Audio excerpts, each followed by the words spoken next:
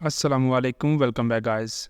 आज के इस लेसन के अंदर हम देखने वाले हैं कि स्क्रीन पर लिखे हुए फ़िक्रात को हम इंग्लिश में कैसे बोल सकते हैं। स्क्रीन पर लिखे हुए फ़िक्रात हैं दो तरह के। पहले दो फ़िक्रात हैं एक जैसे। फ़िक्रात क्या हैं? क्या ये मुश्किल लगता है? क्या ये परेशान कुन लगता है? क्या ये आसान लगता है? क्या ये बुरा लगता है? तो इस तरह के फ़िक्रात हम डेली लाइफ के अंदर अक्सर यूज़ करते हैं। तो इनको देखेंगे हम इंग्लिश में कैसे बोल सकते हैं। सेकंड टाइप के जो फ़िक्रात हैं वो हैं, मैं तुम्हें वहाँ नहीं जाने दूंगा, मैं तुम्हें यहाँ खेलने नहीं दूंगा। ठीक है, तो इस तरह के फ़िक्रात हैं जिनके अंदर हम किसी को कोई काम नहीं करने देंगे। ठीक है, तो आज हम देखेंगे कि इनको भी हम इंग्लिश में कैसे बोल सकते हैं। अब लेसन को शुरू करने से पहले अगर अभी तक आपने चैनल को नहीं सब्सक्राइब किया तो चैनल को कर ले सब्सक्राइब, ताकि हर आने वाला लेसन आपको भी मिलता रहे और आप लगातार हमारे साथ इंग्लिश सीखते रहें। हेलो गाइस, हम शुरू कर रहे हैं स्पोकन इंग्लिश कोर्स, जिसके अंदर 1-to-1 क्लासेस हुआ करेंगी। फीमेल और किड्स के लिए फीमेल टीचर भी अवेलेबल है। जो भी आप में से ज्वाइन करना चाहता है वो दिए गए व्हाट्सएप नंबर पर मैसेज करके ज्वाइन कर सकता है। अब चलते हैं और आज के लेसन का आगाज करते हैं। यहाँ पर है हमारे पास सबसे पहले स्ट्रक्चर, जो फर्स्ट टाइप के फ़िक्रात के लिए हमने यूज़ करना है। स्ट्रक्चर क्या है कि सबसे पहले हमने लगाना करना है डज, उसके बाद आया करेगा इट, फिर आ जाए करेगा साउंड, डज इट साउंड, और उसके बाद कोई ना कोई एडजेक्टिव आ जाए करेगा। तो इस तरह हमारा जो है ना सेंटेंस वो कंप्लीट हो जाता है। इसका कॉन्सेप्ट क्या है कि जब हमने किसी से कुछ पूछना है कि ये कैसा लगता है, ठीक है, तो उस वक्त हम इस स्ट्रक्चर का यूज़ करेंगे। नेक्स्ट चलते हैं और इसकी मदद से कुछ फ़िक्रात बनाते हैं। ठीक है, तो जैसे यहाँ पर है हमारे पास ऊपर हमारे पास स्ट्रक्चर है वो है सवालिया। ठीक है, तो हमने फ़िक्रा सवालिया भी बनाया है, फिर उसका आगे आंसर भी है दोनों तरह में, येस में भी और नो में भी। ठीक है, पॉजिटिव और नेगेटिव दोनों उसके रिप्लाई भी आगे बनाए हैं। ठीक है, तो सबसे पहले हम सिंपल फ़िक्रा देख लेते हैं। क्या ये मुश्किल लगता है? क्या ये मुश्किल लगता है, जिसमें हम ऊपर वाला स्ट्रक्चर यूज़ करेंगे। क्या ये मुश्किल लगता है? Does it sound difficult, does it sound difficult, क्या ये मुश्किल लगता है। तो ऊपर वाला हमने ये स्ट्रक्चर ही यूज़ किया है, डज, फिर आ जाएगा इट, उसके बाद साउंड, और लास्ट पे मुश्किल के लिए difficult. Does it sound difficult, क्या ये मुश्किल लगता है? हाँ, ये मुश्किल लगता है। नहीं, ये मुश्किल नहीं लगता। दो आंसर्स के हो सकते हैं। तो पहला आंसर है yes it sounds difficult, yes it sounds difficult, हाँ ये मुश्किल लगता है, येस इट साउंड्स डिफ़िकल्ट। लेकिन अगर इसका हम नेगेटिव में आंसर देना चाहते हैं, नेगेटिव में इसका रिप्लाई करना चाहते हैं, नहीं ये मुश्किल नहीं लगता, no it doesn't sound difficult, no it doesn't sound difficult, नहीं ये मुश्किल नहीं लगता। यहाँ पर ये हमारा सेंटेंस हो जाता है कंप्लीट। तो आपने इस तरह के बाकी सेंटेंसेस जो है उनके अंदर खुद ही इनके आंस बनाने हैं। आंस बनाने का तरीका क्या है कि आपने जो भी ऊपर हमारे पास स्ट्रक्चर गिवन है उसमें डज को हटा देना करना है और साउंड के साथ एस का इजाफा कर देना करना है बस। ठीक है, क्योंकि ये हमारे पास फ़िक्रात हैं प्रेजेंट इंडेफिनिट के। ठीक है, उस टेंस के फ़िक्रात बनते हैं, तो उसके अंदर जब थर्ड पर्सन सिंगुलर आता है तो इंटेरोगेटिव के लिए हम डज का इस्तेमाल करते हैं। ठीक है, तो हमने डज को सब्जेक्ट से पहले लगा दिया, तो हमारा ये फ़िक्रा ऊपर ये बन गया सवालिया। जब हमने आंसर करना है, हाँ ये मुश्किल लगता है, येस इट साउंड्स डिफ़िकल्ट, तो ये जुमला है प्रेजेंट इंडेफिनिट का सिंपल जुमला है। प्रेजेंट इंडेफिनिट के अंदर जब हमारा सब्जेक्ट थर्ड पर्सन सिंगुलर आ जाता है तो उस वक्त हम वर्ब के साथ एस या एस का इजाफा करते हैं। तो यहाँ पर हमने एस का इजाफा कर दिया, yes it sounds difficult.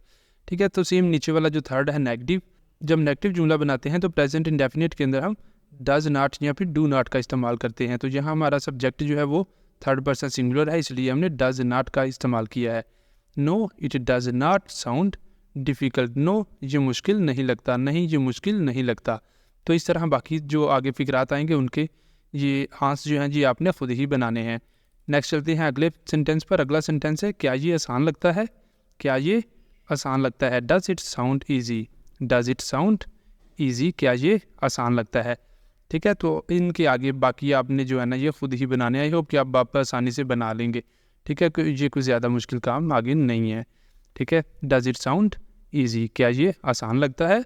Next अगला जुमला हमारे पास आ जाता है क्या ये महंगा लगता है? Does it sound expensive, does it sound expensive, क्या ये महंगा लगता है? क्या ये सस्ता लगता है? Does it sound cheap, does it sound cheap, क्या ये सस्ता लगता है? क्या ये अजीब लगता है? Does it sound weird? क्या ये अजीब लगता है? Does it sound weird? क्या ये अजीब लगता है? अगले जुमले को देखते हैं। अगला जुमला है हमारे पास, क्या ये अच्छा लगता है? Does it sound good? क्या ये अच्छा लगता है? Does it sound good? उसके बाद हमारे पास नेक्स्ट जुमला आ जाता है, क्या ये परेशान कुन लगता है? Does it sound annoying? क्या ये परेशान कुन लगता है? Does it sound annoying? ठीक है, अनोइंग, परेशान कुन। तो इस तरह हमारा ये सेंटेंस हो जाता है कंप्लीट। अगला सेंटेंस हमारे पास यहाँ पर आ जाता है, क्या ये बुरा लगता है? क्या ये बुरा लगता है? तो ये वाला जुमला है आपके लिए, इसे आपने करना है, करके इस खास बताना है कमेंट बॉक्स के अंदर। तो इस तरह हमारे पास फर्स्ट टाइप के फिक्रात कंप्लीट हो जाते हैं। नेक्स्ट आगे चलते हैं और सेकंड टाइप के फिक्रात देखते हैं। सेकंड टाइप के फिक्रात के लिए हमारे पास यहाँ पर मौजूद है स्ट्रक्चर। स्ट्रक्चर क्या है कि आई, उसके बाद आई करेगा विल नॉट, फिर आ जाना है लेट यू। ठीक है, I will not let you, मैं तुम्हें नहीं करने दूंगा। क्या नहीं करने दूंगा? कौन सा काम है जो नहीं करने देना? उसके बाद वो आ जाया करेगा। ठीक है, एनी वर्क, जो भी काम हुआ करेगा उसके बाद वो आ जाया करेगा हमारे पास। ठीक है, तो इसका कॉन्सेप्ट यही है कि कोई काम हम किसी को नहीं करने देंगे। ठीक है, फ्यूचर के अंदर हम उसे ये काम नहीं करने देंगे। तो ये है इसका कॉन्सेप्ट। इस तरह के फिक्रात को हमने इस स्ट्रक्चर की मदद से बोलना है। नेक्स्ट चलते हैं और इसकी मदद से कुछ फिक्रात बनाते हैं।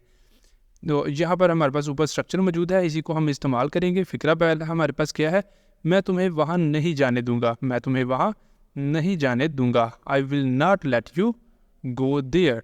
वहाँ जाना, गो देयर। ठीक है, I will not let you go there, मैं तुम्हें वहाँ नहीं जाने दूंगा। I will not let you go there. ये फिक्रात है जस्ट फ्यूचर के, लेकिन आप इस तरह के फिक्रात पास्ट के भी बना सकते हैं, प्रेजेंट के भी बना सकते हैं। ठीक है, इस ऊपर वाले स्ट्रक्चर को यूज़ करके अगर आप बना सकते हैं बआसानी तो बहुत अच्छी बात है। अदरवाइज़ आप कमेंट बॉक्स में बता सकते हैं, तो मैं उस पर भी एक नई वीडियो बना दूंगा। ठीक है, जैसे कि मैं तुम्हें वहाँ नहीं जाने देता, मैं तुम्हें वहाँ नहीं जाने देता, या उसने मुझे वहाँ नहीं जाने दिया था। ठीक है, ये हमारे पास कुछ पास्ट और प्रेजेंट के भी इसके फिक्रात बन जाते हैं, लेकिन आज के लेसन के अंदर हम जस्ट फ्यूचर के फिक्रात देखेंगे। नेक्स्ट फिक्रा देखते हैं। अगला फिक्रा है, मैं तुम्हें यहाँ नहीं खेलने दूंगा, या मैं तुम्हें यहाँ खेलने नहीं दूंगा। I will not let you play here. I will not let you play here, मैं तुम्हें यहाँ खेलने नहीं दूंगा। I will not let you play here. अगला जुमला आ जाता है हमारे पास, मैं तुम्हें यहाँ बैठने नहीं दूंगा। I will not let you sit hair.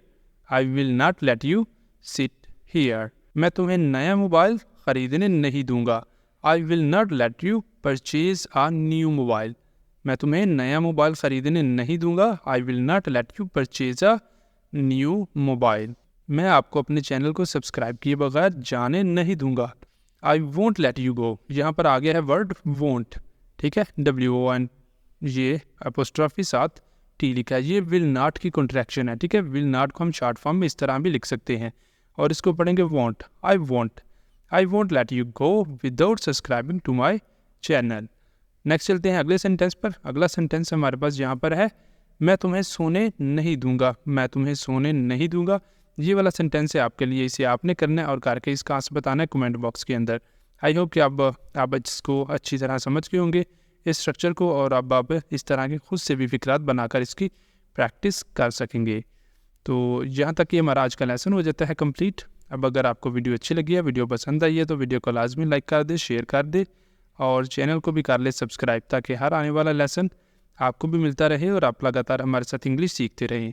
अब मिलेंगे सुबह नए लेसन के साथ, तब तक के लिए अल्लाह हाफिज़।